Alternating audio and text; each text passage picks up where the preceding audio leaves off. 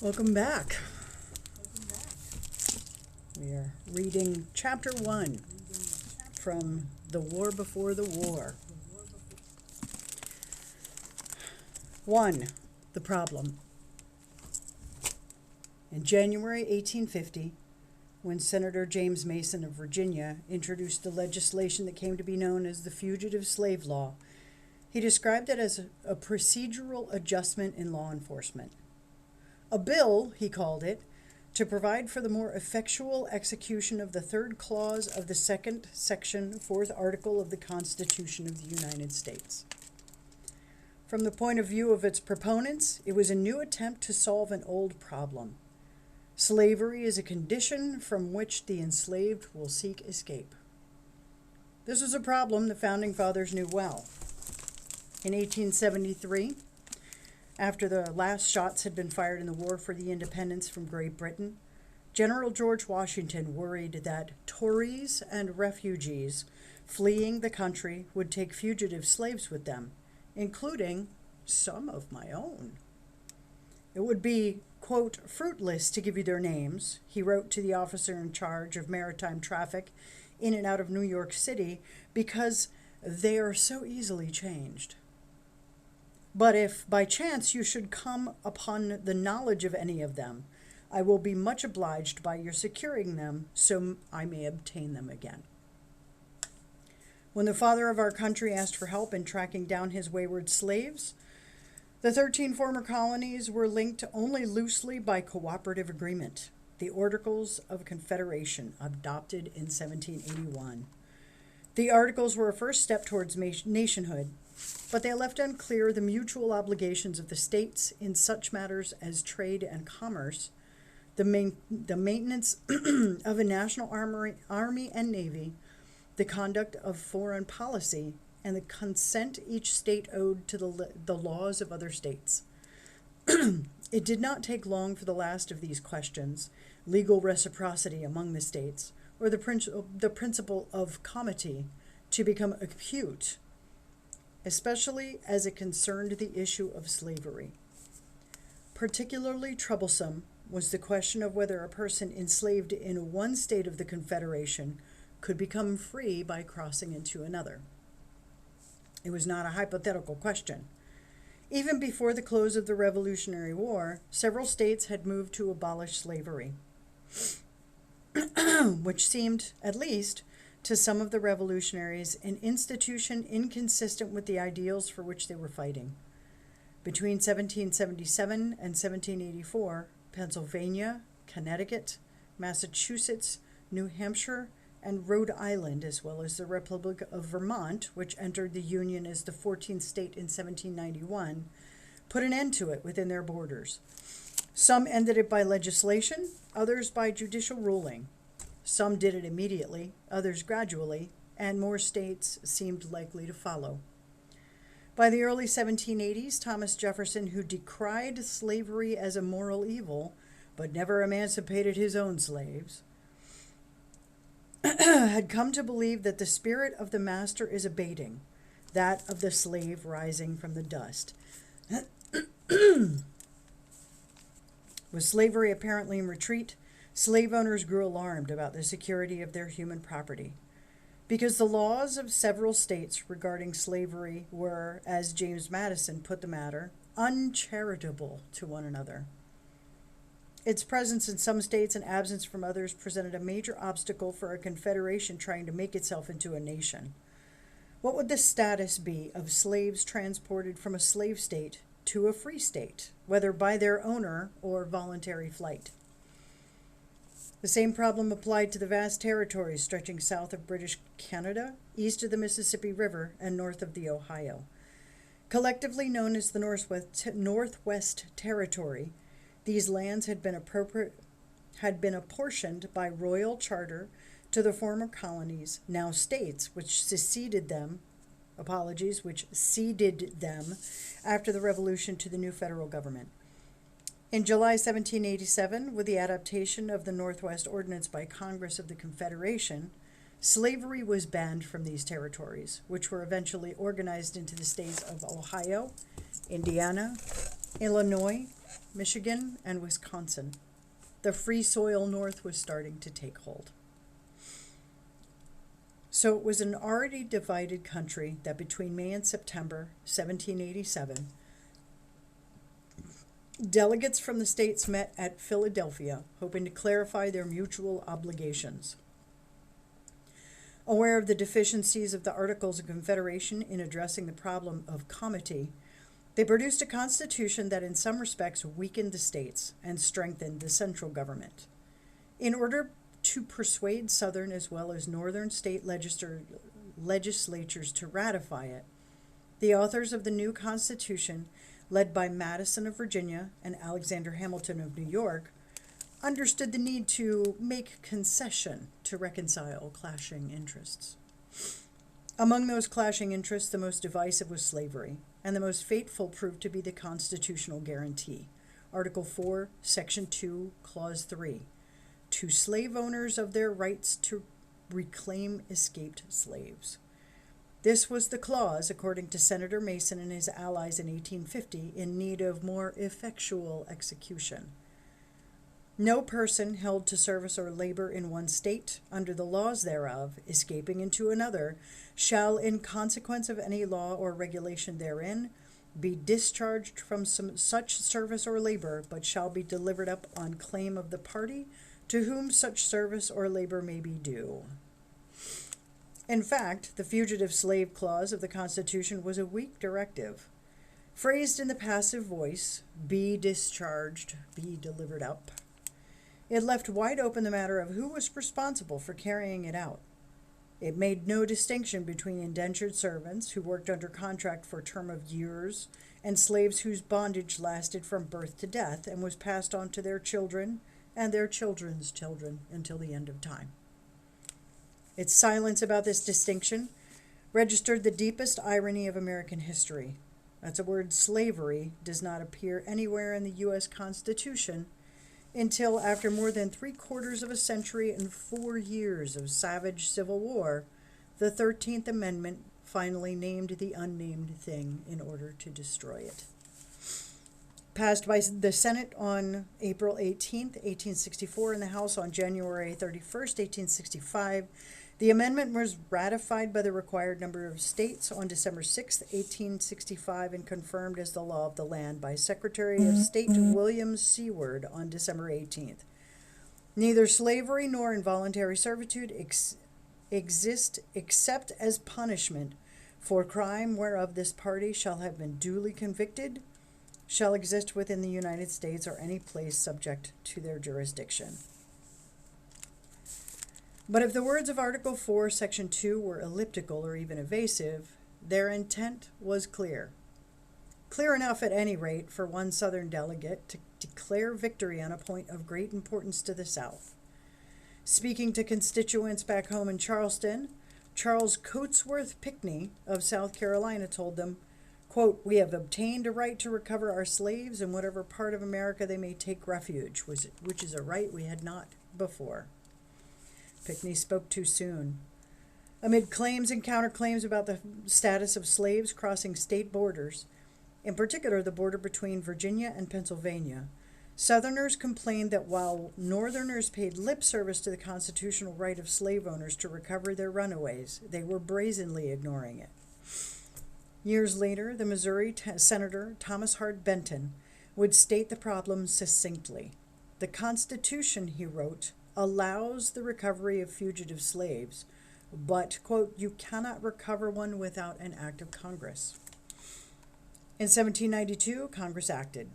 It approved a bill empowering the agent or attorney of an aggrieved slave owner to seek rendition of his property in federal, state, or court.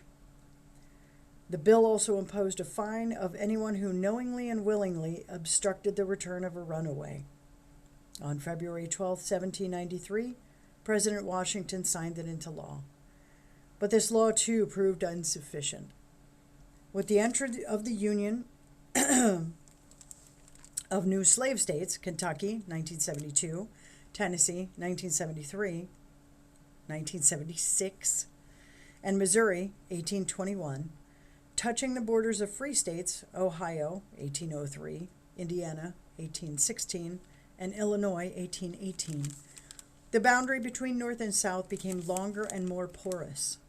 As the growing domain of freedom in the North beckoned to unfree people in the South, it was increasingly evident that both the Constitution and the law of 1793, described by one irate Virginian as inadequate to the object it proposed to effect, raised more questions than they answered about how to deal with human beings fleeing from slavery to freedom in the United States. What obligations, exactly, were prescribed by the phrase, "shall be delivered up"? Delivered by whom? To what authority, local, state, or federal, did a slave owner have recourse if his slaves crossed a border onto free soil? Along with such theoretical and procedural questions, there were practical ones too. The new federal government simply did not have the resources to enforce the law. It had neither clear jurisdiction nor sufficient personnel to impose penalties on those who violated it, and so the interstate pursuit of fugitive slaves remained essentially a private business. But recovering slaves through private effort was easier said than done. Sending an agent on one's own to pursue a fugitive could be expensive, with no guarantee of success, and counting on citizens in a free state to volunteer for the work of human repossession was too much to expect, or, depending on one's view of the morality of the state, too little. In the first 2 decades of the 19th century, Congress made 2 further attempts, in 1801 and 1817, to strengthen the constitutional guarantee that runaways must be returned. Both failed. By the 1830s, cases involving absconded slaves were reaching the courts in growing numbers. The term absconded neatly expressed slave owners' views that fugitive slaves were outlaws who have made off with somebody else's property in the form of themselves. Another common term was eloped, already evolving into its modern sense of running off to marry without parental permission, as if runaway slaves were seeking forbidden intimacy with a missing part of themselves. From the increasingly defensive pro-slavery point of view, a fugitive slave was the bad twin of a good slave, impetuous, gripped by illicit desire, in need of discipline and punishment. From the anti-slavery point of view, a fugitive was a sibling or spouse who had been forcibly separated from her natural partner, freedom, with whom reunion was long overdue. Some slaves who escaped to British Canada during the Revolutionary War added liberty or freedom to the names they had been given by their masters, as a way of declaring they had found their long-lost partner at last. As public debate intensified, growing numbers of conscientious people felt caught between the opposing factions, not necessarily because they countenanced slavery, but because they felt constrained by laws that clashed with their sense of justice. Faced with the legal question as to whether or not to remand a fugitive to his or her owner, they fretted, in some cases agonized, over the conflict between their private beliefs and what they understood to be their public duty. Among those caught in this way were attorneys and judges, including some who, despite personal antipathy to slavery, represented or ruled in favor of slave owners seeking return of their runaways.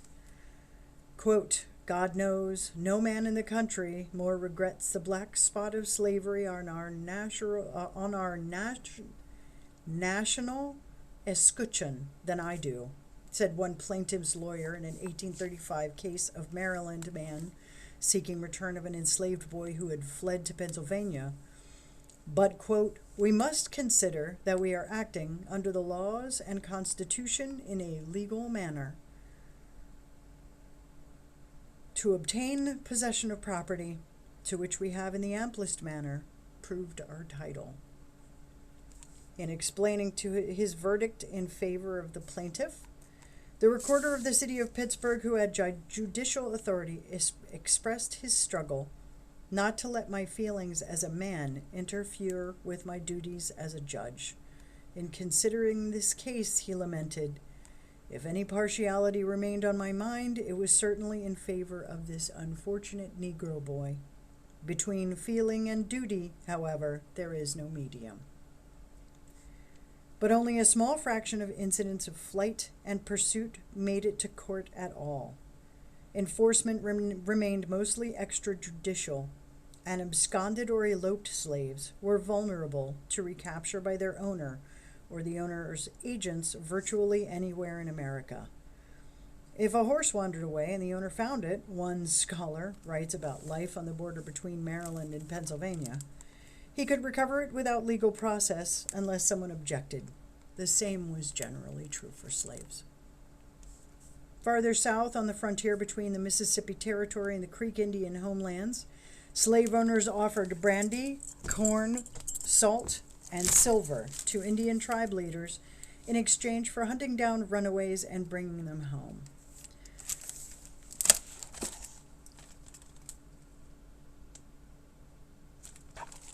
That image depicts a newspaper ornaments from an 1840s printer's catalog.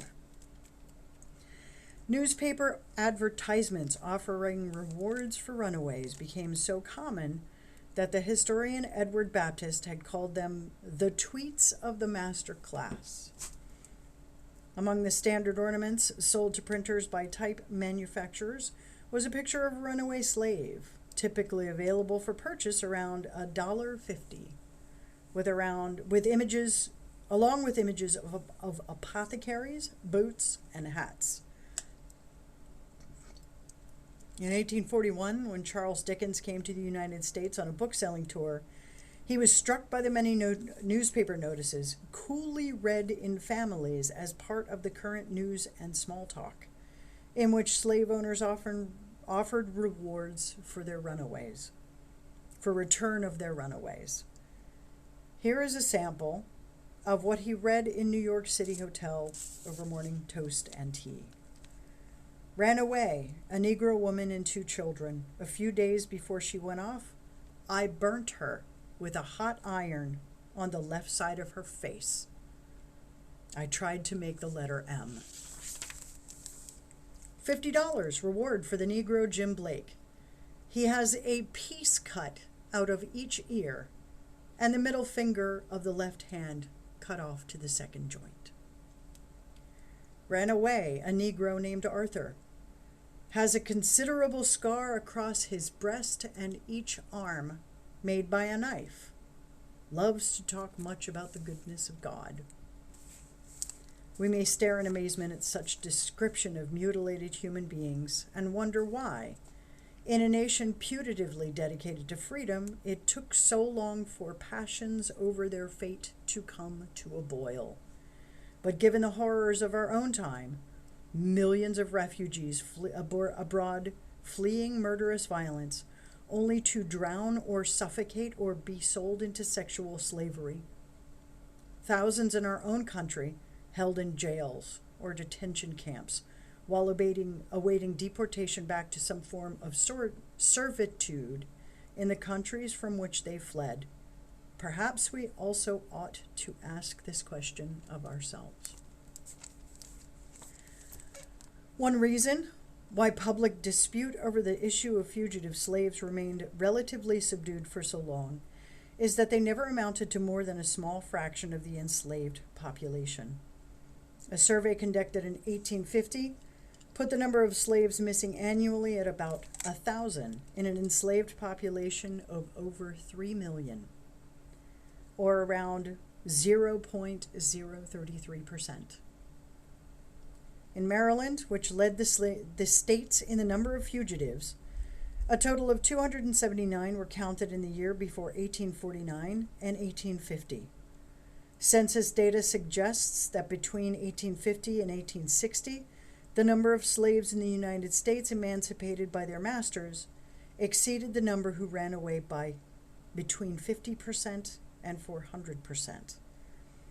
But surveys had limits. For one thing, only slaves who disappeared for long periods of time were usually counted, not those who went missing for a short while before they returned on their own or were recaptured. For another, acknowledging a problem of desertion to the census taker might be a neighbor or competitor, could make a slave master look incompetent or weak. It is hardly surprising that the subject elicited reactions ranging from voluble anger to mute indignation. The prevalence of the problem varied too by region. In 1850, with grim plausibility, Daniel Webster estimated that on an average, not one slave escapes in 5 years from the cotton states of the lower South. In the border state of Missouri, on the other hand, the high number of runaway advertisements and the periodic toughening of local rendition laws have convinced one historian that the sheer volume of absconding slaves was immense. The scale of escapes nationwide might indeed have been considerably higher than the conservative estimates.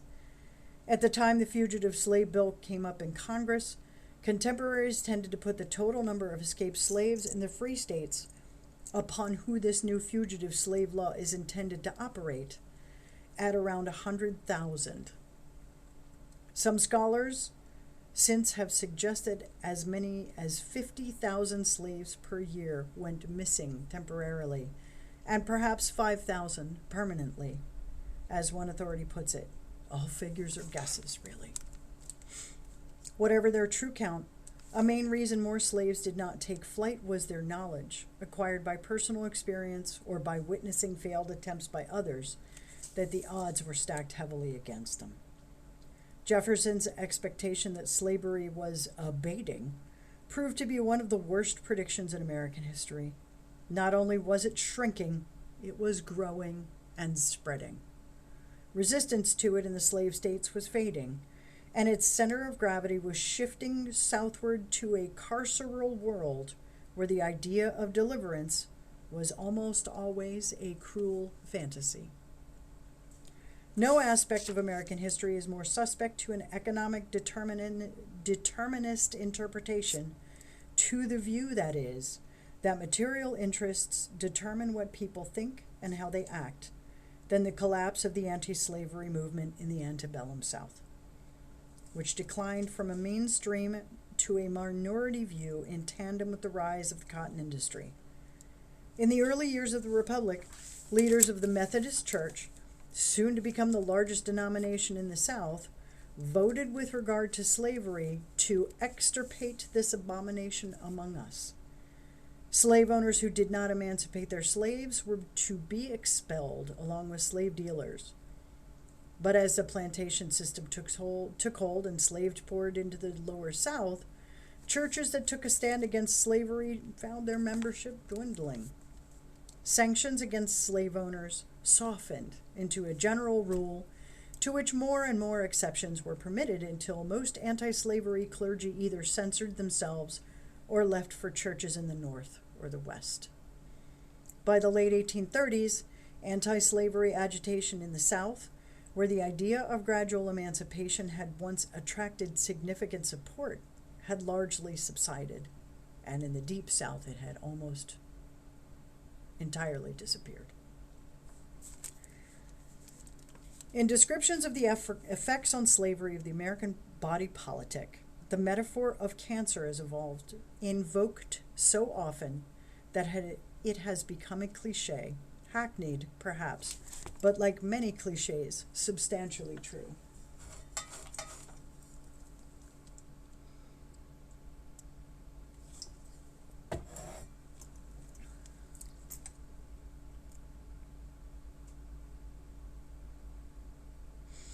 Slavery had a terrifying capacity to metastasize, and despite periodic announcements that a path to a cure had been found, no one before the Civil War had any idea how to put an end to it or even how to slow it down. As demand for cotton rose from northern and European markets, so did investment in the cotton trade by the northern and foreign banks. New technologies for harvesting and processing cotton transformed plantations into humming engines of production. Slavery became the flywheel, driving not only the Southern and American, but also the global economy. As early as 1820, the United States overtook India as the world's largest cotton producer. At the time of the founding, cotton accounted for barely 7% of the new nation's exports. By the end of the Civil War, the eve of the Civil War, that figure had risen to more than 60%.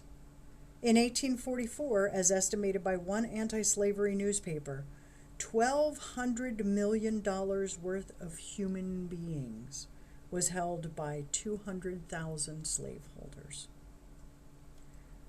Then, as now, great wealth was concentrated in relatively few hands, and then, as now, the have-nots, i.e. non-slaveholding Southern whites, failed to mount an effective challenge to the haves, either by demanding a larger share of the wealth or by pulling down the system by which the wealth was created. By the 1850s, according to the historian Eric Foner, the economic value of enslaved men, women, and children, when considered as property, exceeded the combined worth of all the banks, factories, and railroads in the United States. Under the regime of King Cotton, the need for involuntary labor grew so rapidly that supply could barely keep up with demand. Ever since 1808, when Congress banned American participation in the international slave trade, one of the constitutional compromises that had been to postpone the ban for 20 years, slaves could no longer be imported directly from Africa, at least not legally. Nor could the planters' need be met by natural increase among those already living in the United States. The result was a huge forced migration of slaves from the Upper South to buyers in the Lower South. As early as 1811, one British visitor noted that as tobacco farming in Virginia and North Carolina became less profitable, gangs of Negroes formerly engaged in it were shipped farther south to cotton planters wishing to pursue their operations with increasing vigor. In 1817, the Philadelphia physician Jesse Torrey, attending a session of Congress in Washington, found his attention arrested, quote, by the voice of a stammering boy, who, as he was coming into the house from the street, exclaimed, "They're gorgy men with a drove of N-word, chained together 2 and 2. What's that, said I must see. And going to the door, I just had a distant glimpse of a light-covered wagon, followed by a procession of men, women, and children, resembling that of a funeral. I followed them hastily, and as I approached so near as to discover they were bound together in pairs, some with ropes and some with iron chains, which I had hitherto seen used for only restraining beasts, the involuntary successive heavings of my bosom became irrepressible." When Torrey asked one of the men prodding the slaves where they were going, "To Georgia," he replied. "Have you not," said I, "enough such people in that country yet?" "Not quite enough," he said. Whether native or imported, slaves could not, through natural increase, keep up with rising demand for field laborers in the ever-expanding rice and cotton country, so there was unremitting need for more. Natural increase means making babies, i.e. making more slaves. To meet these complementary needs, vast numbers were forced southward, redistributed from a region where their lives were by some measures improving to the staple states, as Calhoun delicately called them, where the cultivation of cotton as well as of rice and sugar required back-breaking and soul-breaking work that no human being would do without coercion. It was a terrible symmetry. In Maryland, where slaves were frequently hired out, allowed to keep a portion of their wages, and sometimes to buy their freedom, the slave population leveled off or even declined. An estimated 50,000 slaves were emancipated over 3 centuries, and by the eve of the Civil War, roughly half the black population in Maryland was free. Meanwhile, in Mississippi, the slave population grew relentlessly. The decline of slaves in the Upper South as a proportion of the black population was also driven by sales of slaves to cotton planters whose female slaves were not bearing children fast enough to meet demand. In this respect, there was a convergence of interest between the Deep South plantation barons and the opponents of slavery in the Upper South, such as the Kentucky politician Cassius M. Clay, who in the 1830s proposed emancipating all slaves in his state when they reach age 21. Clay promoted this policy to his supporters, who, by and large, were more interested in banishing slaves than liberating them, on the grounds that it would motivate slave owners to sell their human property to out-of-state buyers before emancipation went into effect and they still had a good title. While living in Baltimore in the 1830s, the abolitionist William Lloyd Garrison declared that slave traders should be sentenced to solitary confinement for life and sent to the lowest depths of perdition in the afterlife, a remark that provoked a libel suit but did nothing to slow down slave sales. In 1839, a leading Baltimore slave dealer, Hope H. Slatter, who by his own account was always purchasing for the New Orleans market, placed his advertisement in the Baltimore Sun for his escape-proof slave pen, erected under his own inspection without regard to price. Slatter described the building as if it were a luxury hotel, planned and arranged upon the most approved principle, with an eye to comfort and convenience not surpassed by any establishment of the kind in the United States. As if writing a brochure for prospective guests, now ready to receive slaves, he produced some enticing details. The male and female apartments are completely separate. The rooms are both large, light and airy, and all above ground, with a firm, large yard for exercise, with pure, delightful water within doors. In erecting and planning this edifice, the subscriber had an eye to health and cleanliness of the slaves, as well as many of the other necessary conveniences. Slatter's real audience, of course, was not the hotel guests, but the buyers looking to acquire them after their restful residence. Having a wish to accommodate my Southern friends and others in the trade, I am determined to keep them on the lowest possible terms, at 25 cents per head a day, and furnish them with plenty of good and wholesome provisions. Such security and confidence have I in my building that I hold myself bound to make good all jailbreaking or escape from my establishment. I will also receive, ship, or forward to any place at the request of the owner and give it my personal attention.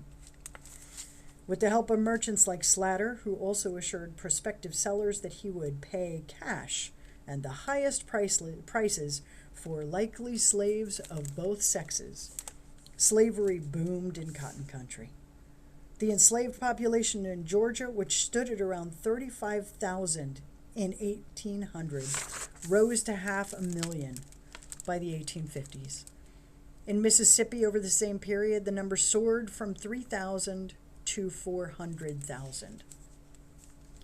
Frederick Law Olmsted, who traveled through the South in the 1850s on commission for the New York Times, surmised that the larger the body of Negroes on a plantation or estate, the more completely they are treated as mere property.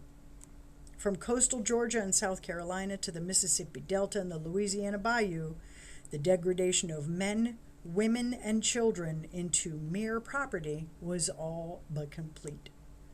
Untold numbers of Africans, untold numbers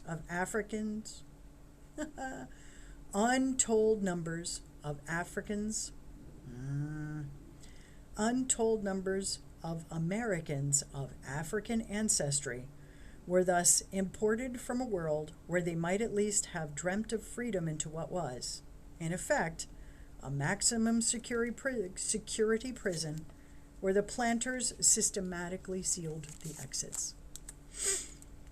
To wonder why flight from this prison was rare is rather like wondering why in the next century the Jews of Europe did not flee the concentration camps.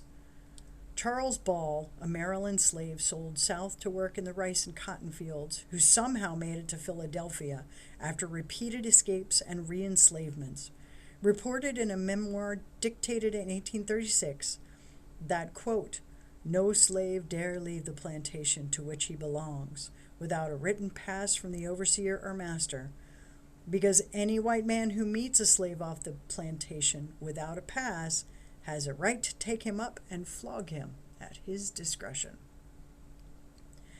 In fact, Ball understated the case. From Georgia and Carolinas to Florida, from Georgia and the Carolinas to Virginia and Tennessee, slave catchers were permitted by law to moderately correct slaves while out of the house or plantation.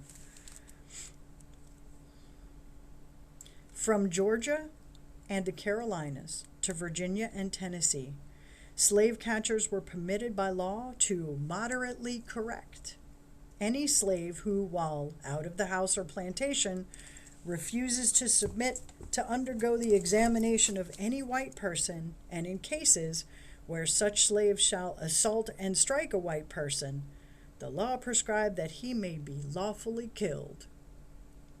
Runaways resisting arrest, to which the only witness might be the killer himself, could be killed with impunity. As for those captured alive, an overseer or master might require fellow slaves to witness what happened to them upon being returned home. Forced to watch one demonstration, Ball saw flakes of flesh as long as my finger fall out of the gashes. Another fugitive writing in the 1820s compared the sight of another fugitive writing in the 1820s compared the sight of a whipped slave's back to that of a field lately plowed, and proposed with scalding irony that if it were not for the stripes on my back, he would bequeath his own skin to the government to be used as parchment wrapping for that charter of American liberty, the U.S. Constitution. This is the picture of Gordon, a Louisiana slave who escaped Union lines, photographed in 1863.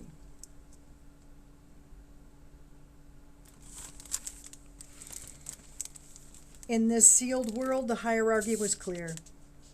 Regardless of temperamental differences among slave masters, or the relative severity or benighted, oh goodness, that is a word I have not seen before. The relative severity or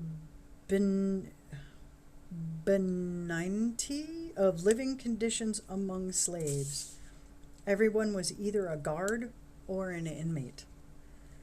But the definition of runaway was less clear. A slave hoping to forestall or recover from a whipping or a rape might leave the plantation for a few hours or days, and then, with nowhere to go, return in the hope that the perpetrator's rage or lust had passed, at least for the moment. Others might go missing for weeks or months.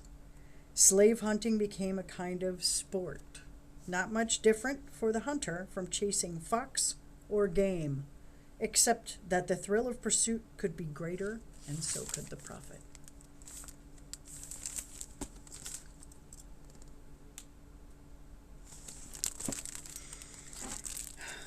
Bloodhound trainers, explained Frederick Douglass, placed advertisements in the Southern papers of the Union offering to hunt down slaves at $15 apiece, recommending their hounds as the fleetest in the neighborhood.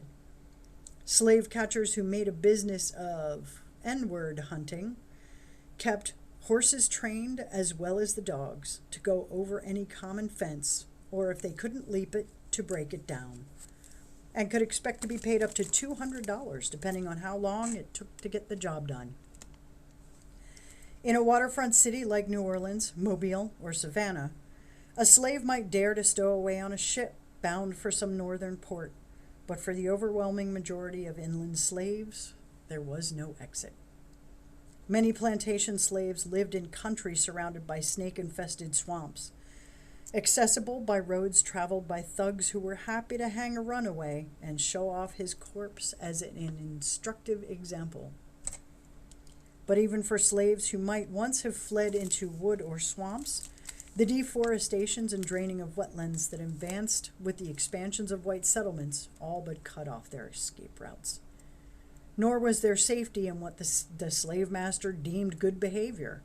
The old doctrine, wrote Douglas, that submission is the best cure for outrage and wrong, does not hold good on the slave plantation. He is whipped oftenest who is whipped easiest. Nonviolent resistance was not an option. As for those who tried against the odds to run away, repeat offenders might be rendered immobile by having their insteps split or Achilles tendons cut. Henry Bibb, who escaped from Kentucky in 1841, reports that after a previous escape attempt, an iron collar was riveted on my neck with prongs extending above my head, on the end of which there was a small bell designed to sound an alert if he strayed. In incorrigible cases, the offender might be stripped and beaten with a paddle specifically designed with numerous small holes in order to raise blisters that could be shredded by a later beating or splashed with salt water to prolong the pain.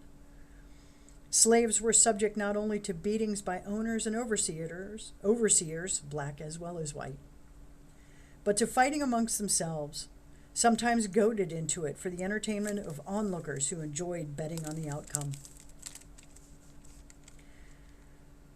In order to prepare himself for the next fight on demand, one former slave cut his hair short to prevent its being gripped and torn until his scalp bled.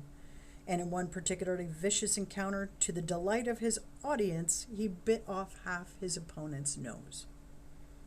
To witness this world through the eyes of a plantation master or mistress was to see it from a porched and columned house at the end of a gracious avenue lined with oaks and magnolias, and perhaps even copies of Roman statuary on whitewashed brick pedestals, interspersed with pots of greenhouse plants.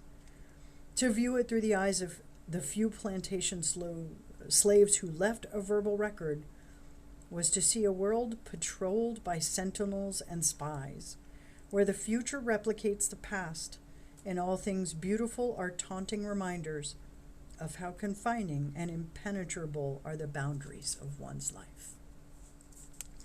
With rare exceptions like Ball or Solomon Northup, a free black New Yorker kidnapped in 1841 in Washington, D.C. and rescued 12 years later from Louisiana by agents of the New York governor, Northup's story was published in 1853 as 12 Years a Slave. Running from this place was likely to end, and in the words of historian Walter Johnson, with being run down and attacked by dogs, dragged through the woods on a noose attached to a horse, beaten with sticks, cut with whips, stapled to the floor of a cabin while a mob gathered outside, eager for a lynching. No wonder, as one slave catcher coolly remarked, that some runaways would rather be shot than be took. Another hunter, proud of his proficiency, explained that his preference was to capture his quarry intact. But in the case of unruly fugitives, owners don't mind having them kinda N-words tore a good deal. Runaways ain't much account nohow, and it makes the rest more afraid to run away when they see how they are served. This kind of casual violence might have been less common in the Upper South, but it was by no means unknown. In the Great Dismal Swamp of North Carolina, dogs were trained as puppies to chase down any black person who was running or even walking fast. If one thinks forward to black movie actors consigned in the early sound film era to playing shuffling servants, it seems a role straight out of the time when sprinting or even striding black men were guilty, unless proven otherwise, a time that in many respects is still not over.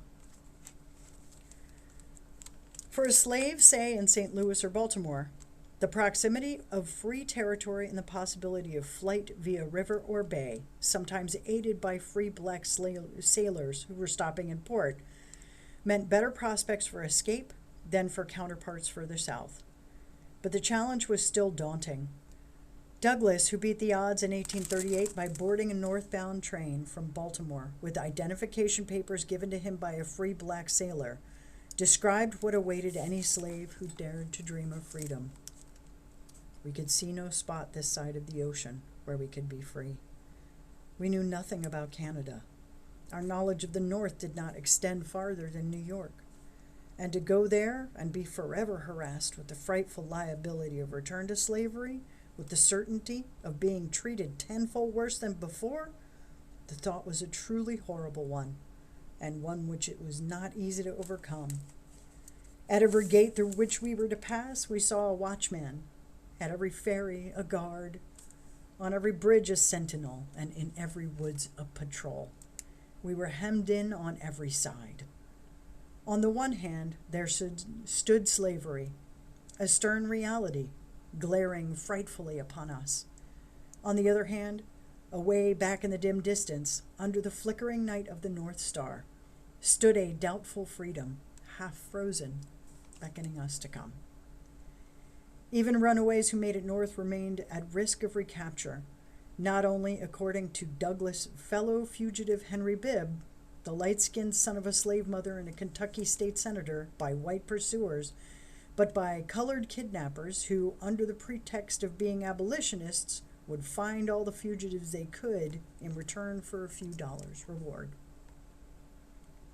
Slave owners sometimes sent loyal slaves north, posing as fugitives in order to identify safe houses maintained by abolitionists who could then be reported to local authorities. Free blacks, too, were under constant threat in slave states or territories where slavery remained legal.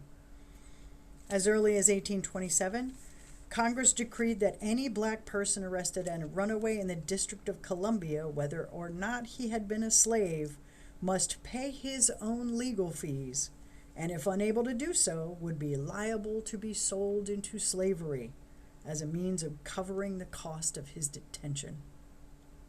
They still make prisoners pay for the time they spent in prison in this country now.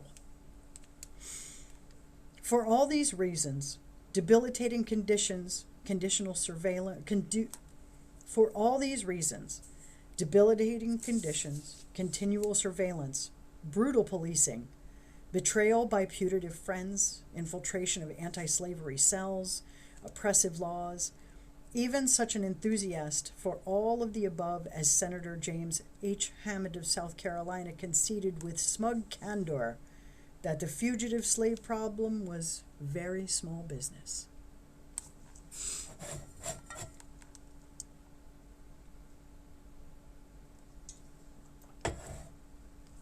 In a narrow numerical sense, Hammond was right, but in a broader sense, he could not have been more wrong. As the future of slavery became an issue of chronic contention between North and South, the felt significance of fugitive slaves grew far out of proportion to their numbers or the dollars they represented. In the grim work of tabulating the human cost of slavery, cold calculations never tell much about the heat of feeling. For one thing, both sides had incentives to exaggerate the scale of what was happening. For enemies of slavery, fugitive slaves were eloquent evidence of an institution so cruel that it drove human beings to risk their lives, sometimes again and again, in the hope of escaping it. For friends of slavery, fugitives were evidence of a northern plot to dupe Africa's poor sons and daughters, to lure them on to ruin of death of soul and body. In cities and factories where they would be used up as laborers cheaper and more reliably supine than their white counterparts. On each side, the appetite grew for arguments and stories that could be used to condemn the other side. Among the enduring stories was that of the Underground Railroad, part truth, part myth. From one point of view, it was about brave citizens doing the godly work of sheltering fugitives en route to freedom. From another point of view, it was about fanatics doing the devil's work by, quote, setting at defiance all laws, human and divine, the constitution of their country, all truth and all decency, in shocking disregard of their civil obligations. Despite the implication of the metaphor, the railroad, or Liberty Line, as it was sometimes called, had no settled routes or schedules or close coordination among its several branches. It ran between Kentucky and Ohio, over the border from Maryland and Pennsylvania, or along the eastern seaboard, where some runaways, most famously Frederick Douglass, did indeed travel by train as well as by foot, horse, carriage, or ship. It was a loose confederation of independent cells, of which the membership was sometimes a single person making a snap decision to hide a runaway rather than turn him in. It was improvisational. It traversed cities and farming villages, mill towns, as well as college towns such as Carlisle, Pennsylvania, Dickinson College, Lafayette, and Gettysburg, where students who called themselves the Black Ducks were known to create diversions to distract local authorities when runaways were rumored to be in the neighborhood. After the Civil War, the complex reality of the Underground Railroad faded into an enveloping glow of myth. To read post-war accounts of the pre-war years, one might think that every farmhouse in the North had been a station. Everyone's father or grandfather had been a conductor. Every home had been a secret pantry or attic where fugitives were sheltered while bounty hunters pounded on the door. Claiming to have served on the Underground Railroad became a way of laying claim to what the historian David Blight calls an alternative veteranhood, a way to satisfy the yearning to bask in the glory of the old abolitionist generation. In fact, passengers were never safe. They encountered hostility not only from whites, but from free blacks who feared that new arrivals, reduced to stealing crops or livestock in order to eat, would bring retribution on themselves. Before the war, while Northern papers described the horrors fugitives left behind in the South, Southern papers recounted the miseries greeting them in the North. Often the truth was somewhere in between. In 1850, one North Carolinian who declined to punish fugitives upon their forcible or voluntary return claimed that he had heard that his own runaways were living as vagrants in New York City, begging and stealing in order to survive. It would be some consolation to us, he wrote, to learn that their condition was improved when they escaped the North, but not so. However disingenuous these words may sound to us today, there is no reason to doubt their sincerity at the time. But whether it was sincere or strategic, most likely some of both. The kind of concern this Carolina gentleman professed for his runaways was a quiet complaint compared with the loud outrage over what Southerners regarded as Northern collusion with their slaves. By 1830, many of the Southern states had passed laws banning publication and distribution of any kind of anti-slavery writing.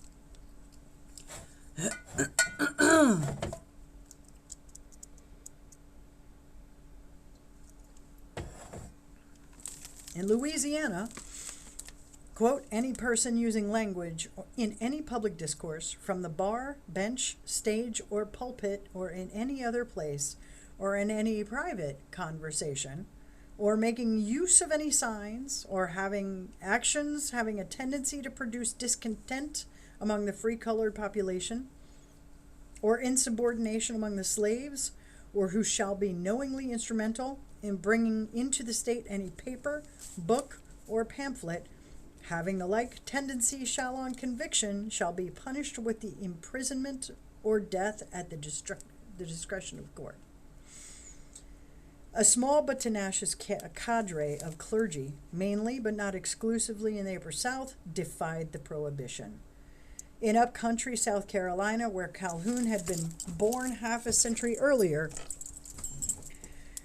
one Presbyterian minister who believed in preparing slaves for their coming emancipation protested that laws against teaching them to read were a blot on the record of the state and offensive to God. Others continued to bring anti-slavery books into their schools and churches, attended by slave owners, and sometimes slaves. They were the brave precursors of white Southerners who in the 1950s and 1960s defied Jim Crow. Prominent among the banned books were personal narratives by slaves who had somehow gotten away, memoirs by former slaves such as Ball, Douglas, and Bibb appeared in growing numbers in the 1830s and 1840s as more and more fugitives in the North spoke and wrote publicly of what they had left behind in the South. Bibb reported that his master's wife insisted that by day he rock her in her rocking chair to keep off the flies, and by night he fan and rub her feet while she slept. Too lazy to scratch her own head. This sweet Kentucky flower would make me scratch and comb it for her every morning upon awaking. Stories like this were denounced in the slave states as slanders from well-rehearsed liars. Bibb, after all, confessed that the only weapon of self-defense that I could use successfully was that of deception, who not only violated the honor of the South, but also drained its purse. To many whites in the South, the reproaches and open contempt expressed in the fugitive slave narratives were outrageously galling. Meanwhile, Southern newspapers published estimates of how much fugitives were costing the economy each year. 30,000, Kentucky. 80,000, Maryland. 100,000, Virginia. Amounts that translate, depending on which formula one chooses for adjusting monetary values over time, into many millions today. Some slave owners feared that fugitives flowing northward might even mean the beginning of the end of slavery itself. The opening wedge of a quasi-military strategy by which the North was planning to split the South by thinning its front lines through desertion and thereby exposing its interior to direct attack. Many, if not most, slave masters claimed to believe, as one plantation mistress confided to her diary, for no one's persuasion except her own, that my own Negroes are as happy as I am. Happier. But if slavery was really a benign institution furnishing care for a simple people, why were they running away? It was a maddening question, and to read the attempts of antebellum Southerners to answer it is to be reminded of the infinite human capacity for self-deception. Indeed, the literature of the pre-Civil War South constitutes an amazing documentation of moral insouciance, as when one lifelong slave owner celebrates the joys of retirement after years of labor. Sweet is reposed by labor earned and safety won from perils past, without the slightest acknowledgement of the millions who could never earn repose despite a lifetime of labor. The eminent historian Kenneth Stamp once claimed that in spite of the defense of the kind of slavery that existed among them and denial of its abuses, many slave owners knew their critics were essentially right. Whether or not this was widely true, at least some Southerners knew that Northerners' lies and blandishments went only so far towards explaining why their slaves were running away. Sometimes the slave owner's own words hinted unwittingly at the truth, as when Pinckney of South Carolina praised the Fugitive Slave Clause of the Constitution for closing off refuge for runaways. Refuge from what, one might ask, given all the talk of how happy the slaves were? Surely the goodness of slavery was a strikingly peculiar kind of goodness, because it is the only good thing which no man ever seeks the good of for himself. The author of that tart comment was Abraham Lincoln. Yet apologists for slavery never stopped blaming the runaway problem on deceits propagated by white people in the North. At the same time, they also attributed it to the inherent nature of black people in the South. In 1851, a prominent Louisiana physician announced his discovery of a disease particular to Negroes, which he gave the name drapetomania, a compound word that joined the Greek words for runaway, drapetes, I hope I'm pronouncing that right, and madness, mania, a mental disorder that, quote, induces the Negro to run away from service. This condition, he wrote, is as much a disease of the mind as any other species of mental alienation, and much more curable as a general rule. The cure was simple enough. Teach all slaves the great primary truth that a Negro is a slave by nature. Every slave owner must continually remind his slaves of their slavishness and help them conform to their own nature by keeping them away from stimulants such as intoxicating liquors or foolish ideas, and limiting their social contact even with other slaves, lest their impressionable minds become infected with childish fantasies of freedom. The most powerful retort to this kind of pseudoscience was the eloquent courage of escaped slaves themselves. They pointed out sometimes with glee that the slave owners' putatively stupid runaways were likely to be their own children. In 1845, Douglas wrote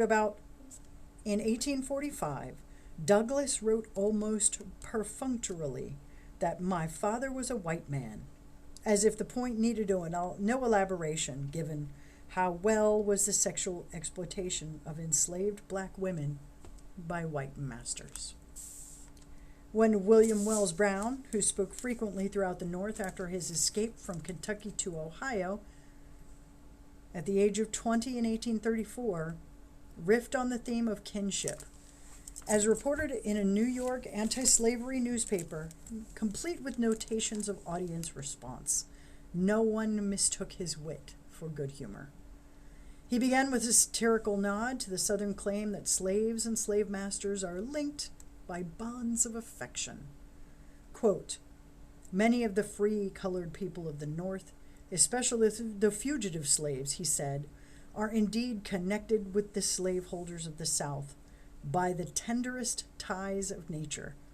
As a matter of fact, when they look into the Southern states, they see where their white relatives as slaveholders.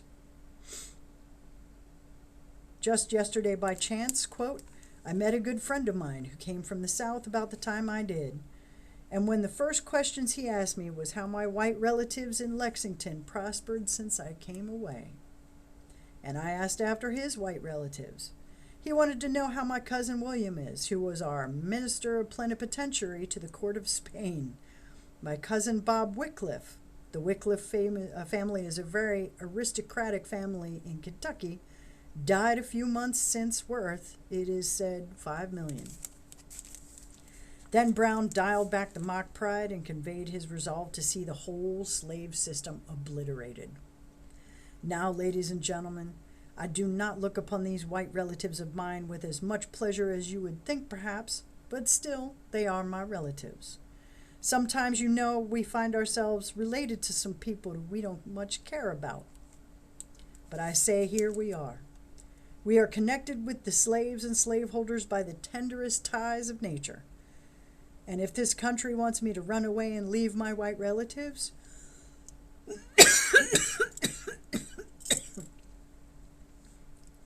I can't do it.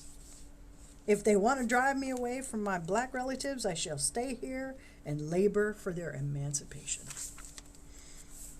In 1850, the fugitive slave issue had become much more than an irritant between the North and the South.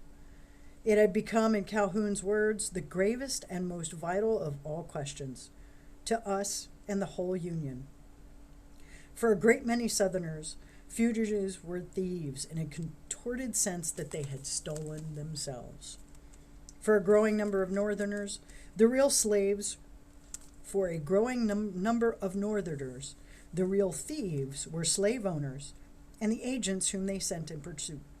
To Southerners, fugitive slaves proved that black people were inferior creatures requiring protection.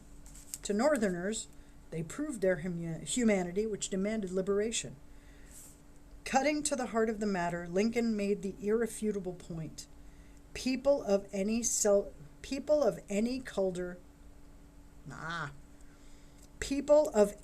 color seldom run unless there may be something to run from. That is the end of chapter 1. And we'll read chapter 2 tomorrow. Thank you for joining me.